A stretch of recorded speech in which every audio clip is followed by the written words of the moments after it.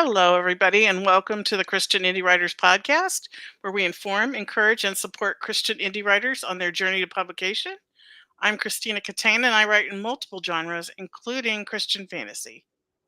I'm Jamie Hirschberger. I write short fiction under the pen name J.R. Nichols. So, good morning, everyone, and welcome, especially if you are listening to us on a podcast and you can't see our lovely faces. And we love our people in the chat, and we love anybody who's listening to us. And please share us with all your friends. Like, hit the share button, hit the like button, hit the subscribe, the bell, the whole thing. So that's probably totally off script, but we all know how I feel about scripts. So we always start the podcast with a What's Up segment of the podcast where we go around and say what's up with us today. And I just want to start by saying that Jen is not here today, as you can see.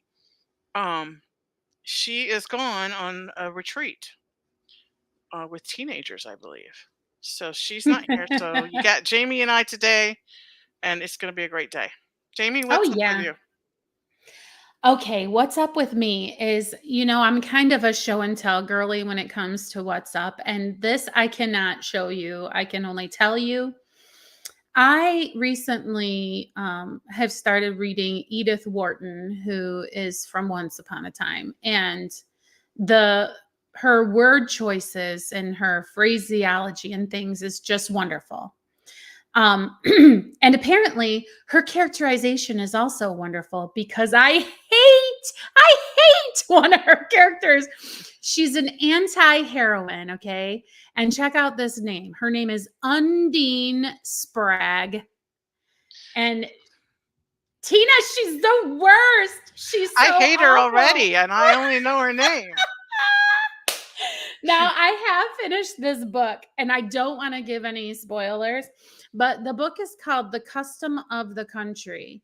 And honestly, today we would totally call her a narcissist.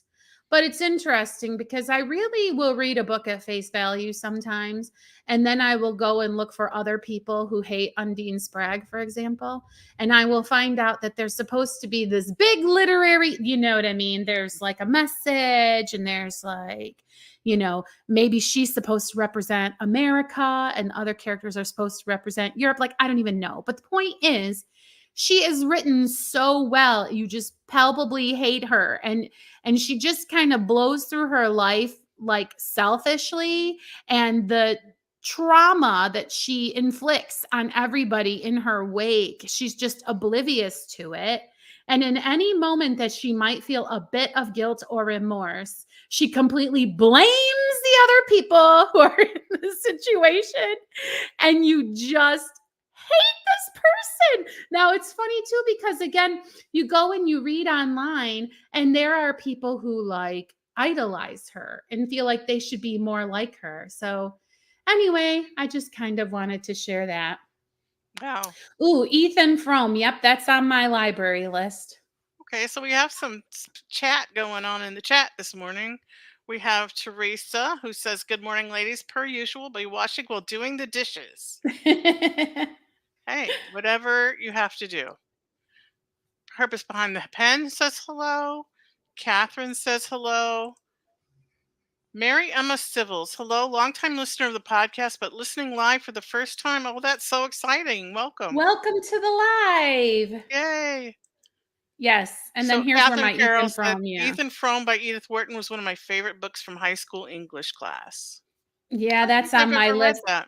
Here's the thing. I saw that one, but it was only like 3 hours long, and I wanted that 17-hour audio book. So I started with some of her longer works, but Ethan Frome is definitely on my to-read list, Catherine. And a warm welcome for Mary Emma, Lots of all of our other welcome. chatters. Yeah. So my what's up is I have been gone up north.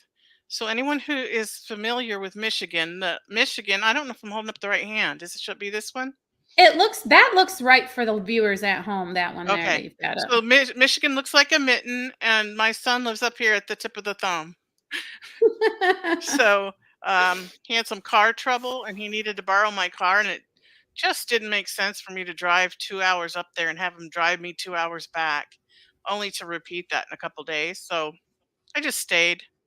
And he had to get a new car, and so there's all that paperwork and approval, and then they have to do the inspection and all that. So he finally got his car yesterday morning, and I drove home. But I didn't get anything done that I had planned to get done, so I was a little mad at myself about that. But I had a good visit with my boys, so Do you mean like writing stuff you didn't yeah, get done? Oh, yeah. I Well, see. Yeah, editing, yeah. I had this plan. I even like printed it out. yeah. I should just stop planning. I should just stop printing out. Ah, Every time I do that, I never do it. yeah, because maybe you're like, "You're not gonna tell me what to do, even I if think it's that you." might be it. Oh, man. Like I don't even want to listen to myself. I It don't could know. be.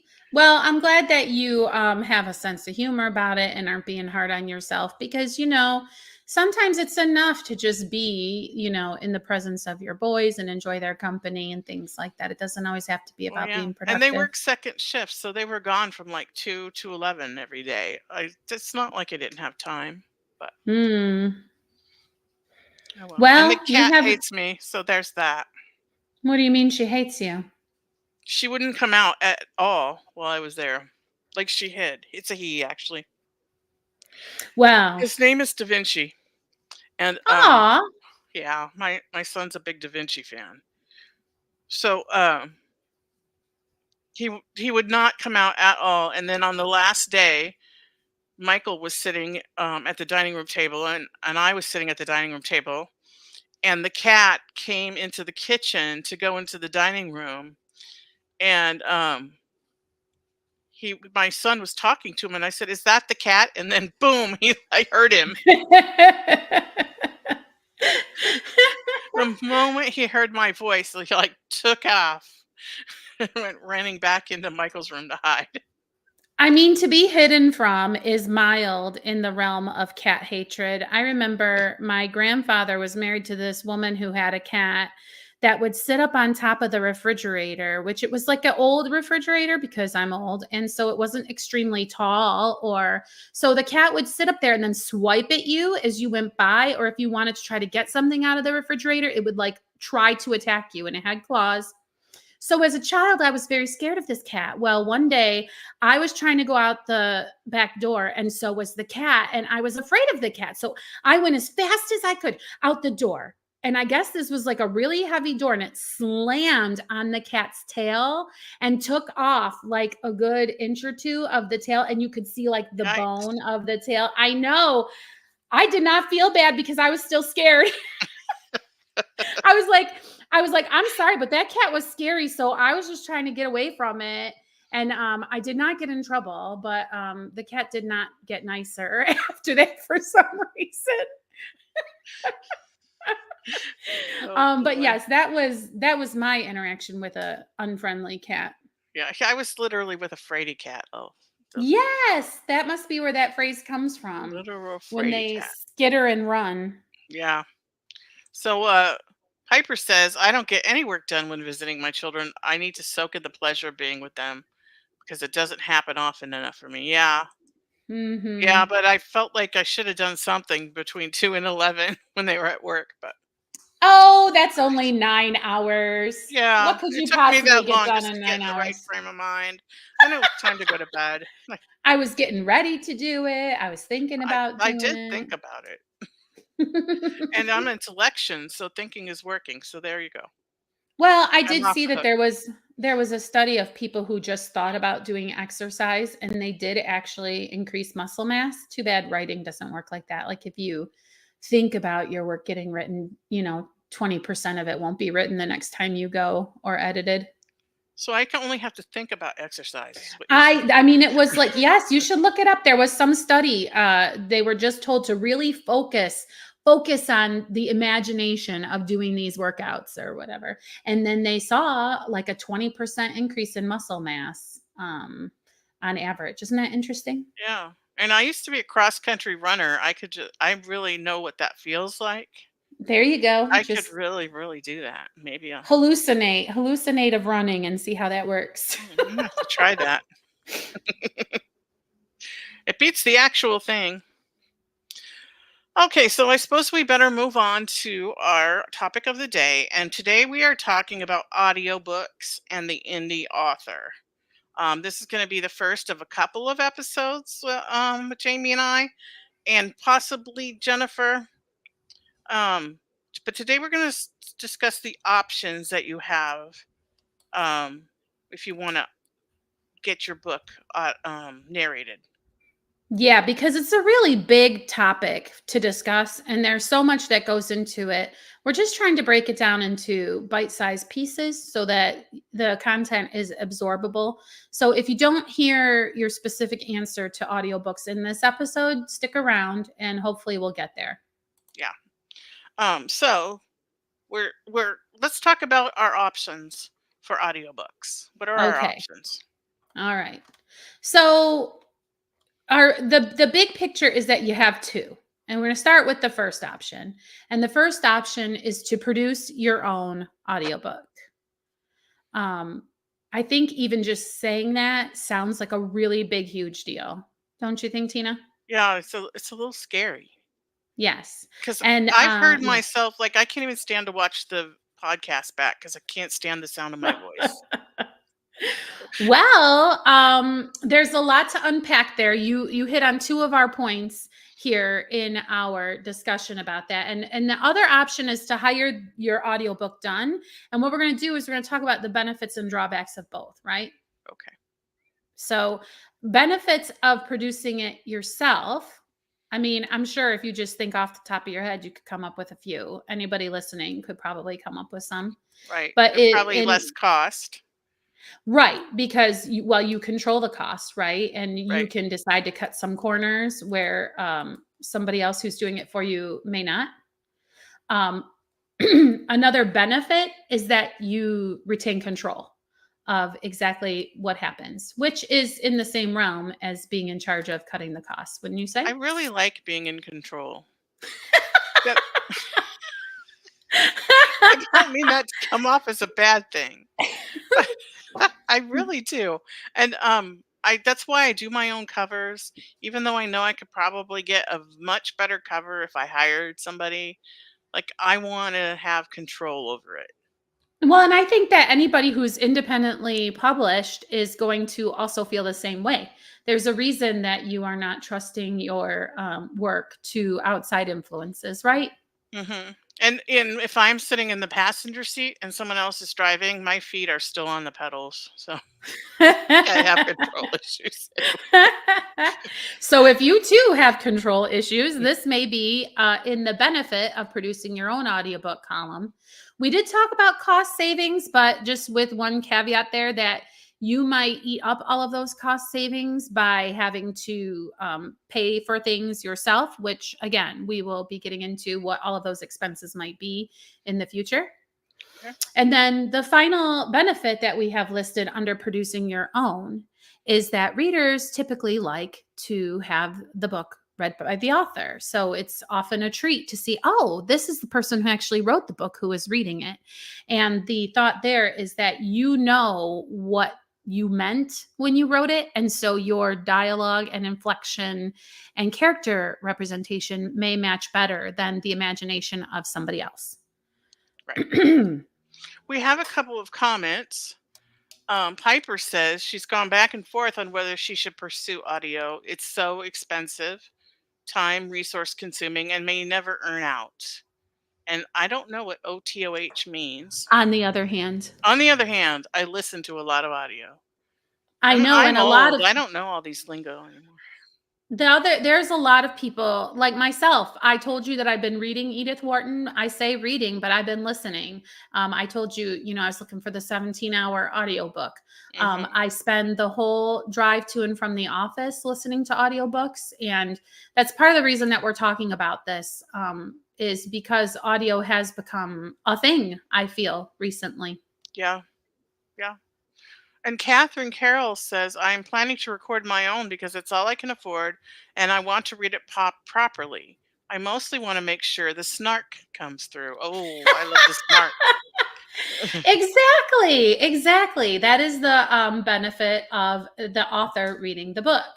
Now, obviously, there are going to be drawbacks to Right, producing it yourself, right? right. What did you think immediately, Tina? And you already kind of hinted at it. Well, it would be my voice, and I don't know that I have the skill that it would take to like I even stumble over words when I'm trying to read my 15-minute sprint on here. So I'm not sure I have the skill to do it. Yes, yes. And our bullet point is you may not have this talent. And she said skill, which is interesting because she's right. I thought of it, Tina's right. I thought of it as like a talent you would have for reading aloud, but really it's a skill. So the ideal is you could learn the skill, you could learn tips and tricks. There's things about pacing and breath work, and also just the matter of keeping sour apples handy so that you don't have a lot of clicks and ticks in your mouth when you're speaking. And all of this is, you can ask Google to give you these tips and tricks. You can find this information everywhere, right? We're not reinventing the wheel. So I But just if want to back up for a minute. You put sour mhm. apples in your mouth? No, you like eat, like you take a bite. You take a bite of a sour apple. That's if you don't want to do like a hard candy because you need to do something to keep water in your mouth. I Otherwise see. it just gets all dry and then you can hear it in the, as you're reading. Yeah. That happens when I Mhm. take my granddaughter to the library and we get a stack this high of books. And Mhm. then the minute we get home, she wants me to read all of them to her. Yes, and eating a bite of sour apple does not have the inherent risk of inhaling the cough drop or a piece of hard candy or letting it actually click on your teeth. So if you Okay. can't control if you have wild hard candy, but if it's just for your daughter, your granddaughter, you could experiment with little butterscotches or something. Okay. And so you might not have this talent and you could actually ruin the experience for your reader. I've tried several narrators for the brothers Karamazov. I don't even know how to say that, by Dostoevsky, because I want to listen to it. I don't want to sit and read it, but I might have to just sit down and try to read it because I cannot find a narrator for it that is not grating on my nerves. Um, so I'm sorry if you're somebody who's listening who has narrated. Maybe I have not heard your version. Send me a link. I am soliciting links to good narrators for this book. And we did say earlier that readers like when the author is reading the book, and that's for sure if you're famous. Like if you're famous, nobody really cares if you're not good at reading your book. They're just like so jazzed that you are the one reading the book, right? Right.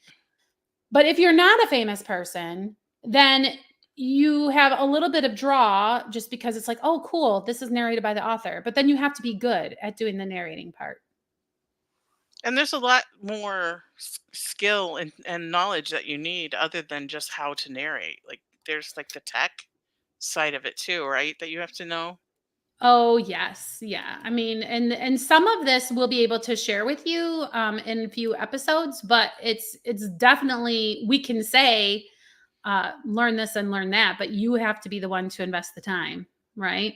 Right. You have to learn basically a whole new skill set. Just like when Tina decided she was going to do her covers, she had to go and figure out how to make covers. You would have to figure out actually how to produce your own audiobook. And it's a pretty steep learning curve, I will have to say.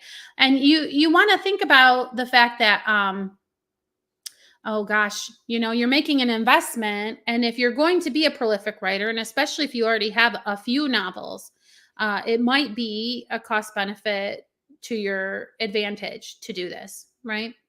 Right. And we'll be getting into exactly what kind of equipment you would need, etc., in future episodes.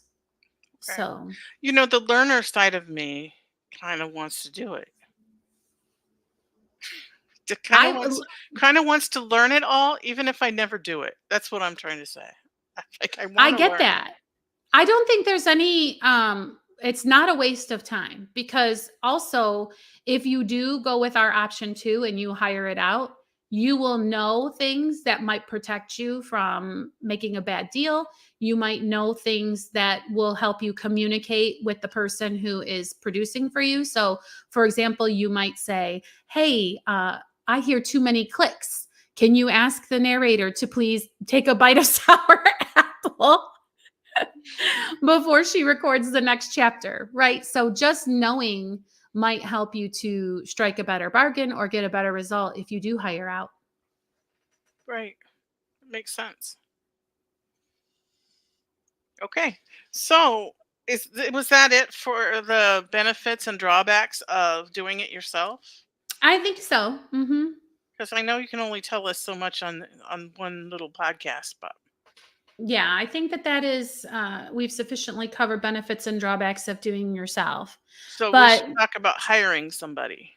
yes. Okay, obvious benefit. You don't have to learn how to do any of Right. this. You can just say, "This is your problem, producer." Right. And that talent and expertise is up to the person that you hire. Right? Right. And we don't have this written as a benefit, but you might want to do a little bit of a cost comparison, what it would cost you to hire it done versus what it would cost you in time, effort, and actually money on equipment and resources to do it yourself. You might not be as far apart as you would think. You may or you may not, depending on the price of the person that you're trying to hire. And they do have some places that you would do it do have royalty share deals that you can make with a narrator where instead of giving them money up front that you share the royalties when the book sells.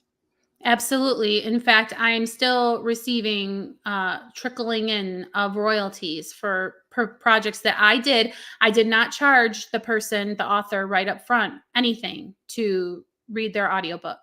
I just accepted the fact that I would get a portion of the price that they made on the sell of each book. So you could hire it done for no out of pocket.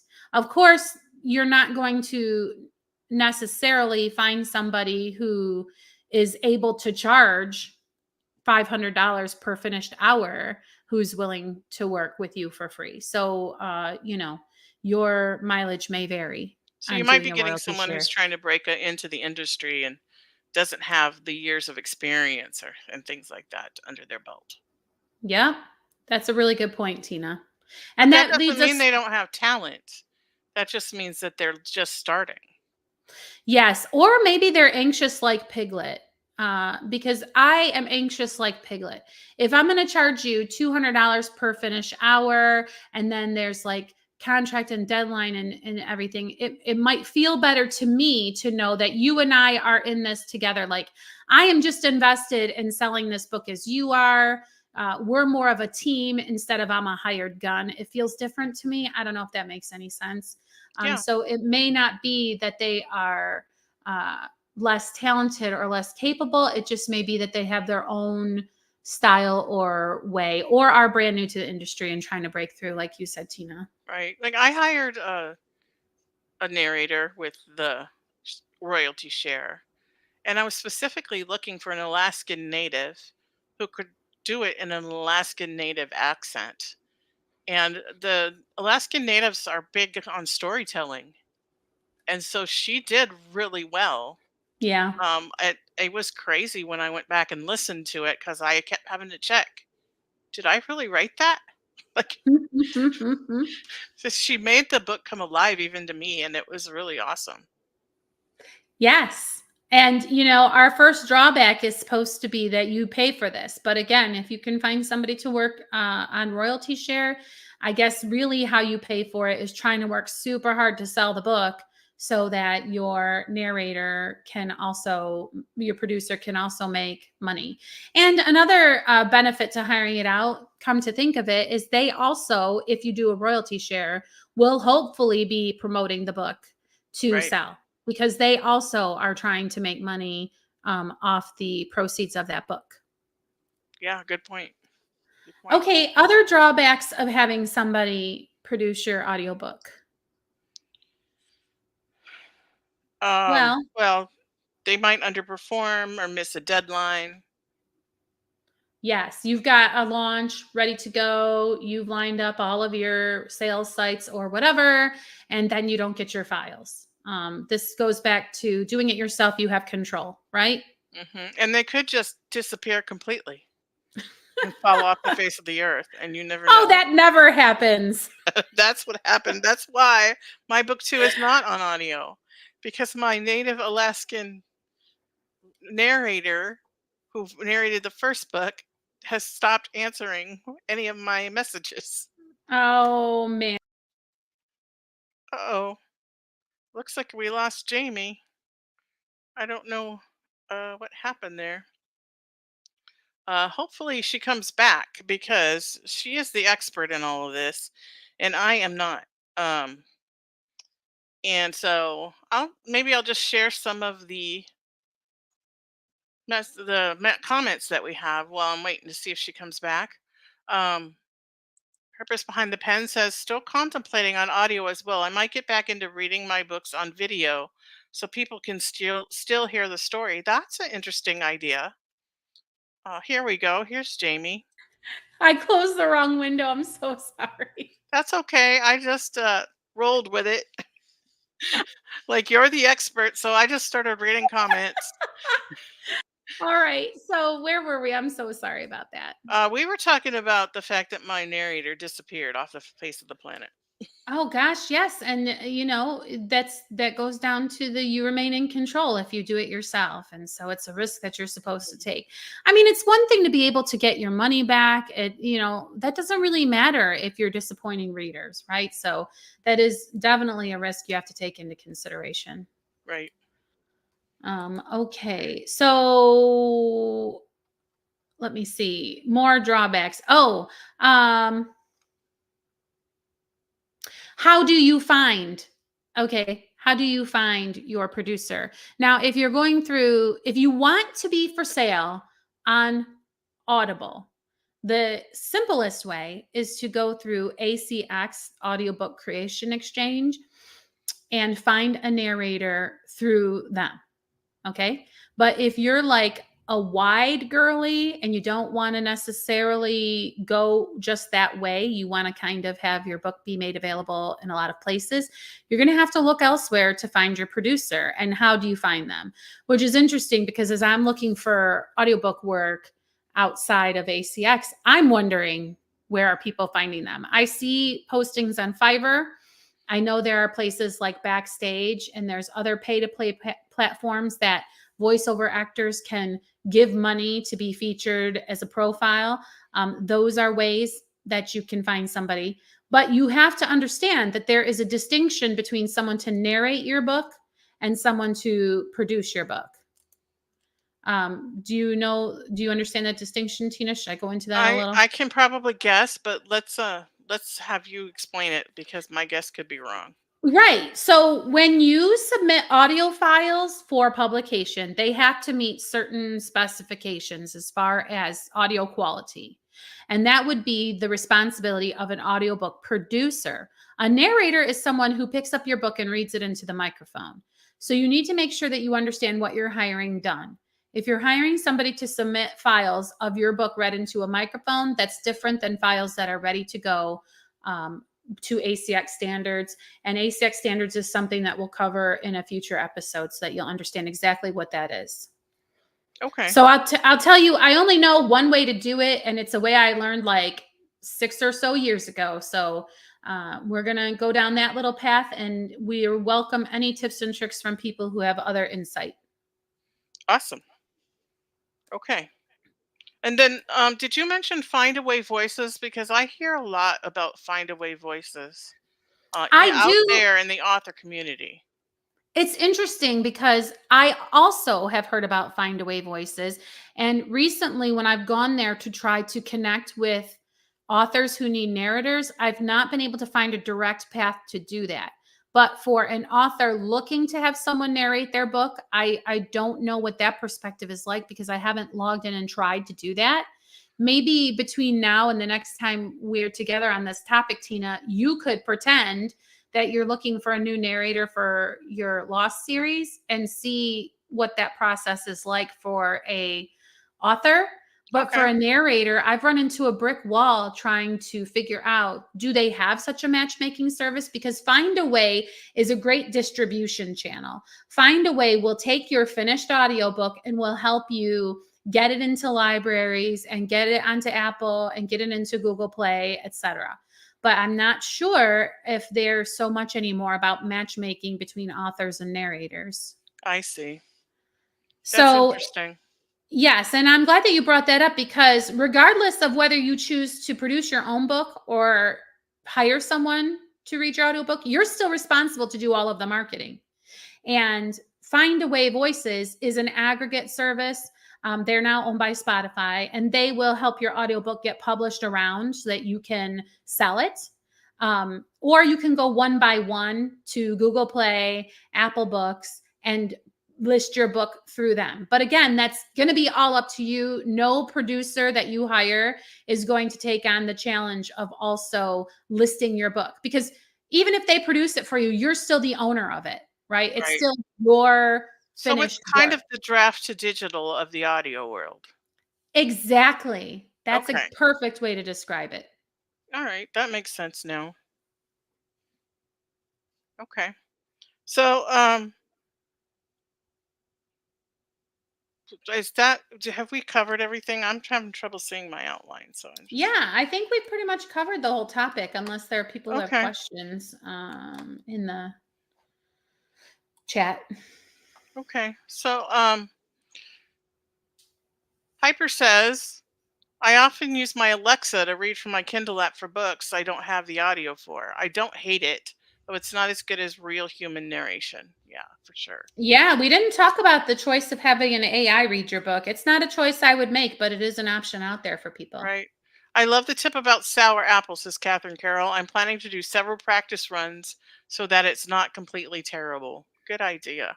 Mhm.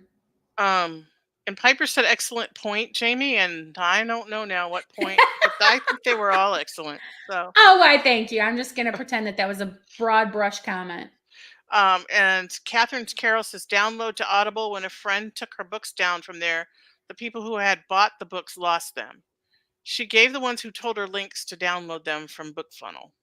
So Ooh, I yeah. didn't realize that. That's a good thing to know.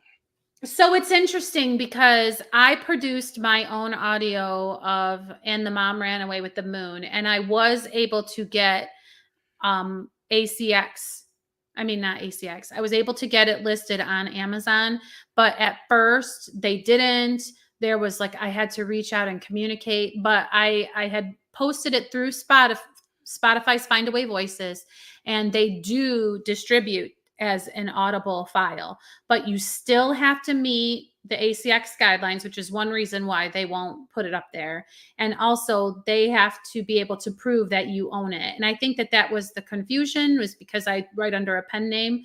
So you can still be in Audible and for sale on Amazon without going through ACX. That is just the most direct, convenient, and it's a very uh, clear platform. It's very straight up what you're doing and how you're doing it, and it's all in one place. Whereas if you are searching for a narrator, you'll have to reach out, you'll have to make the contract, you'll have to arrange all of those things. So, I went through ACX and I found it quite easy. And maybe it was because my narrator knew how to produce audio files, but there was this inspection part where mhm. you had to submit it for ACX to review it, and it passed it the first time with no problems. Yes, a good narrator on ACX understands the files that they send to you are supposed to be publish ready. When I send files, I have already run them through a series of checks to confirm, and I can teach you all how to do that in future episodes. And then the program that I use to do this is free. And I'm really excited to talk to you more about how you can have ACX ready audio for yourself. Okay, so stay tuned, and probably in June we will have part 2 of audiobooks for the indie author. And so now, though, it is time for us to transition to what I know is Jamie's favorite part of the show, for sure.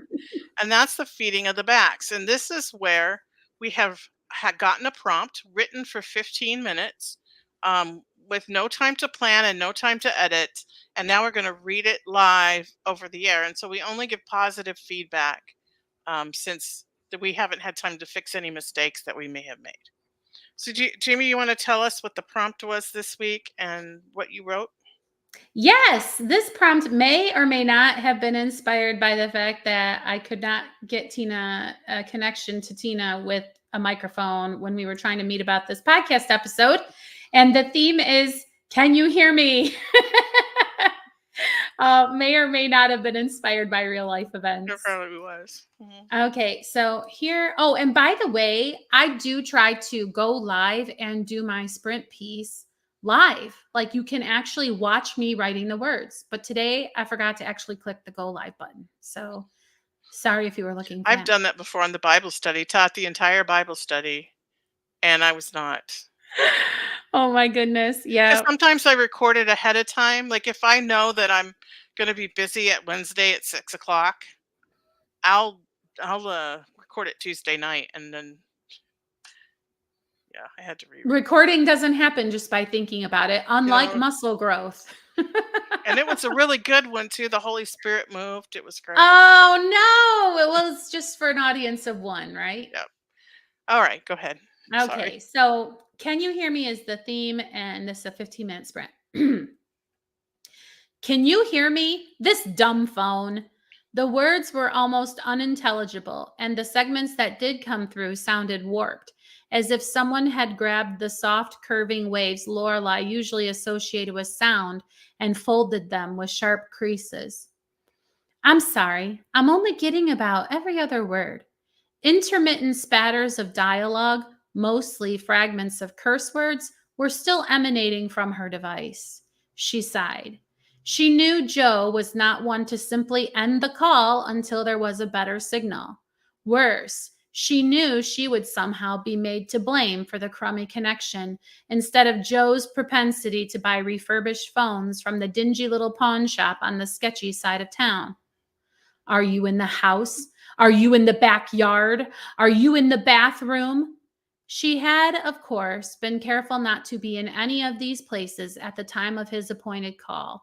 She had dutifully waited for it to come, standing in the carport which connected the house to the tiny shed where they housed the washer and dryer. The latter buzzed, and its hum, which she'd not really noticed, ceased. She put the phone on speaker and set it on the little rectangle of pressed wood next to the shed's light switch that she often used for this purpose. This would be a good time, she thought, to finally fold the load of laundry she'd already had to retumble twice. How about now? Joe's voice came clearly through the device as she was bringing two corners of a fitted sheet together. Oh, yes, that's much better, Lorelei responded, happy in that moment to be productive and for the crisis of the signal connection to be over. The scent of the freshly washed laundry and the buzzing of the insects in the yard were to her heart a refreshing and uplifting combination, and if she hadn't been on the phone with Joe, she might have started humming with delight. Do you have me on speakerphone? Um, Lorelei quickly gathered the rest of the folded sheet and stuffed the contents back into the dryer. She scrambled to snatch up the phone and almost dropped it in her haste to take it off speakerphone mode. Lore, if I've told you once, I've told you a million times. Joe's voice was made minuscule as she finally pressed the appropriate icon, but she did not press it to her ear in order to hear the rest of his lecture. Instead, she imagined it to be nothing more than a variety of insects electronically buzzing around the wildflowers which had chosen to make their spring home in her very own backyard. And she listened for the silence that meant it was her turn to speak. The end. Oh, that's really good. I love the descriptions, especially because I can feel myself like out with the buzzing of the little bumblebees and the in the garden and the flowers and the smell of laundry. Like that's one of my favorite smells in the whole, Me too. especially if you use like a really nice fabric softener that makes it smell good. Oh, I Love that. Yes, and, like, that hum of the dryer with those lint balls, like, blowing out of the vents in the back. It's like there's, like, also sort of a linty burned smell that is there, like, Yeah. yeah, that whole like, laundry cannot be so horrible, which is interesting too because you think our, female ancestors out at the clothesline probably felt a lot similar to that feeling, right? My aunt in Minnesota used to hang her linens out on the line in the yard, and I used to help her go and get them down, and I always like to just bury my face in like the sheets because it had like this cross between bleach and sunshine that I just used like Yeah. indescribable almost. And I love the Yeah. smell of that. Yeah, and then we got annoying Joe busting in. Yeah. And Piper says, "Ooh, I like turning his lecture into an insect buzzing too." ROFL. Yeah, Yeah, wah, wah, wah, he you really know? is like an insect. Where's the fly swatter? Awesome. What did you, come up with for this awesome Okay, prompt I have to there, read it Tina? off my phone because my old computer doesn't handle having more than one window open at a time. So let me pull it up and I'm okay. Here we go. Though she'd spent all her life in the woods, they suddenly seemed a strange and dangerous place. The moonlight, filtered through bare branches, cast eerie shadows, and the air tried its best to freeze her nostrils shut. Each step she took in the crunching snow alerted anybody or anything with ill intent of her presence. She wanted to stand still and not make a sound, but she knew that to stop would be deadly, so she moved forward, cringing each time her footsteps seemed to echo through the trees. She'd learned in school years before how the cold caused sound to be amplified, but still the crashing of a branch breaking sent shivers of dread up her spine. A wolf howled from behind her, immediately followed by an answering howl from the direction she was heading. How close they were was impossible to tell. Her heart raced in her chest, stealing her breath as she imagined herself surrounded by the giant gray canines, their fangs bared, saliva dripping from their lips. Her mom had told her once that she had too much imagination. She'd always scoff silently at the comment, thinking, how is it possible to have too much imagination? In this moment, she wondered if her mom wasn't right, or was it not her imagination at all? A shadow darted through the trees to her right. What it was couldn't be told. It was gone in a flash, and the only impression it left was of a large, dark shape. She stopped. She heard the crunch of a footstep in the trees, then it was gone. Was it an echo of her own step, or was somebody out there? Hello? She called. Is somebody out there? An owl hooted, its wings making loud whooshing noises as it alighted from its place hidden among the branches and nosedived toward the ground, rising again with a screaming rabbit clutched in its talons. She wanted to scream herself, but she swallowed it instead, feeling it land like a stone in her stomach. She'd forgotten now which direction she'd been going, or came from. The tightness in her chest somehow prevented her brain from having any thought whatsoever. A man's voice came from behind her, but no words were spoken, just a loud "arg," followed by the sound of scurrying paws and yelps. "Hello? Who's there? Can you hear me?" she called, her voice coming out half rasp, half squeak. Three, two, one. Mm. Done.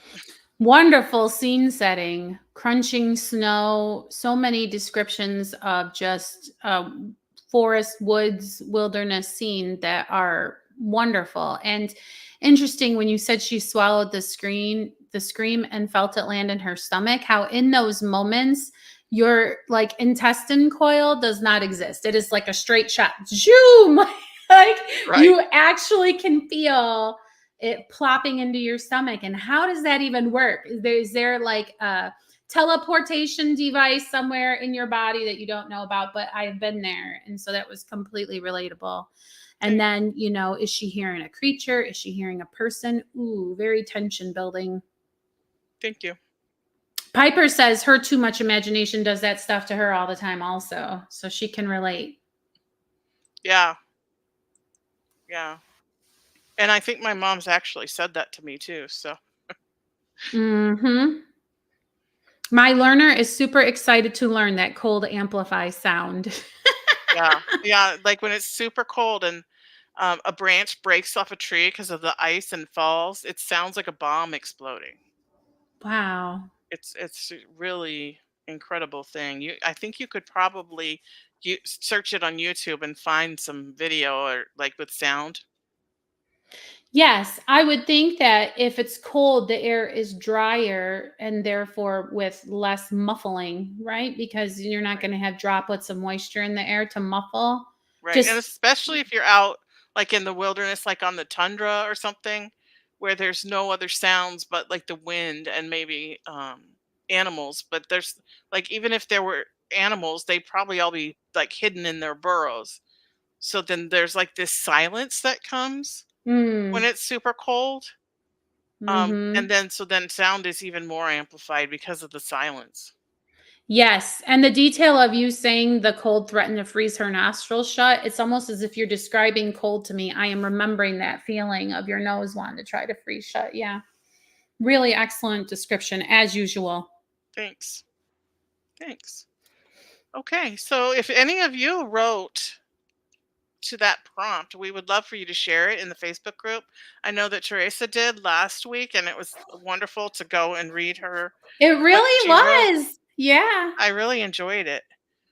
So it's really cool for us when people write to our prompts and we see how everyone's so different with what they come up with for the same exact prompt.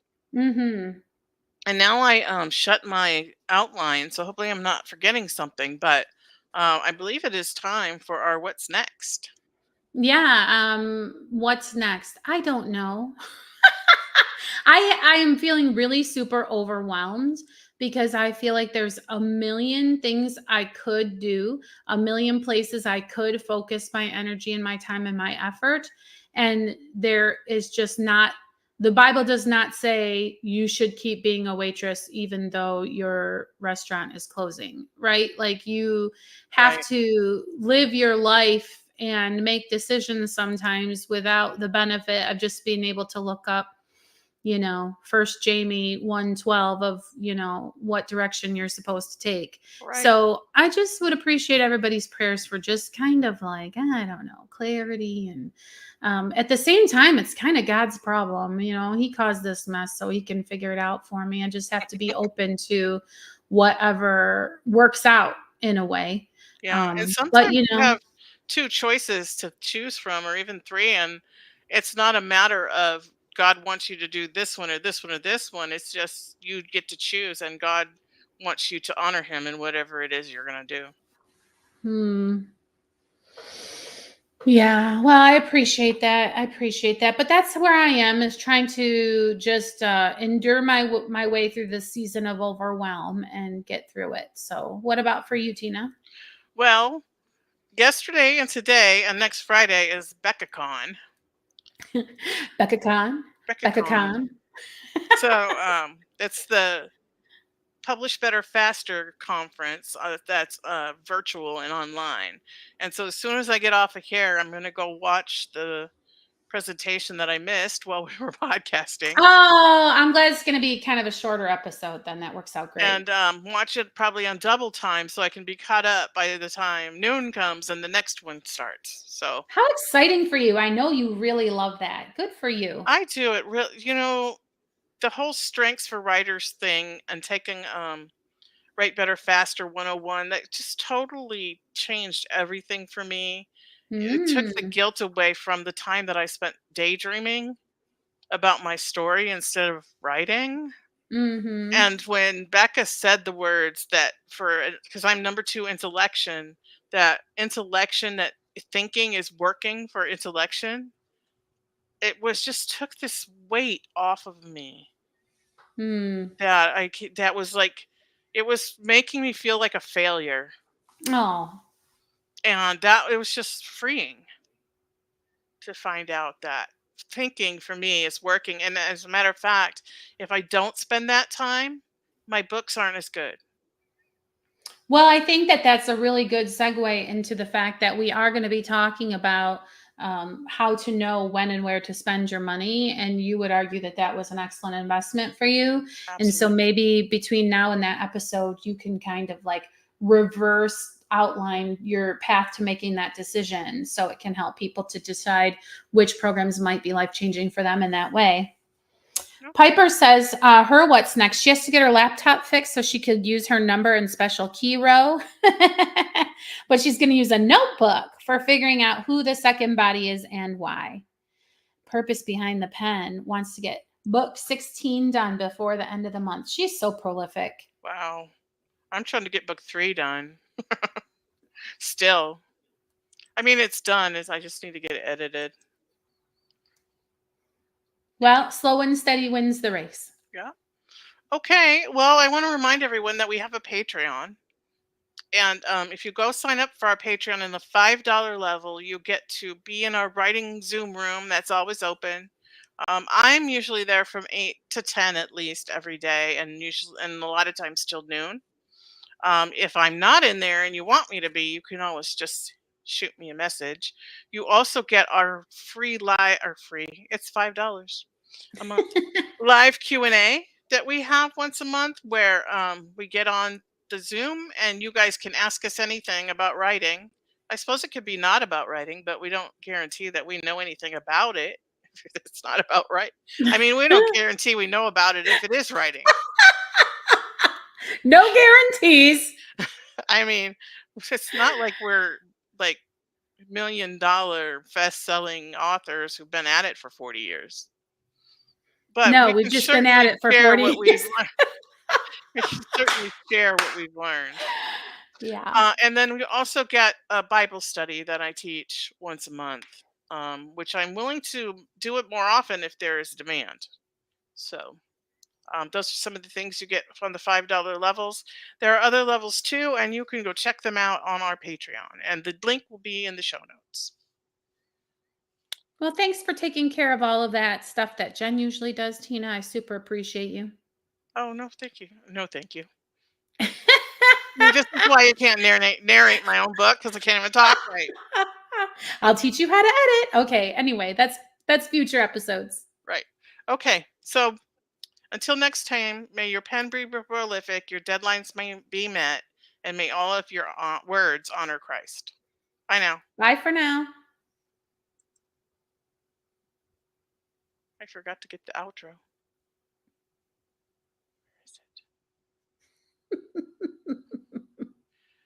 Talk amongst yourselves.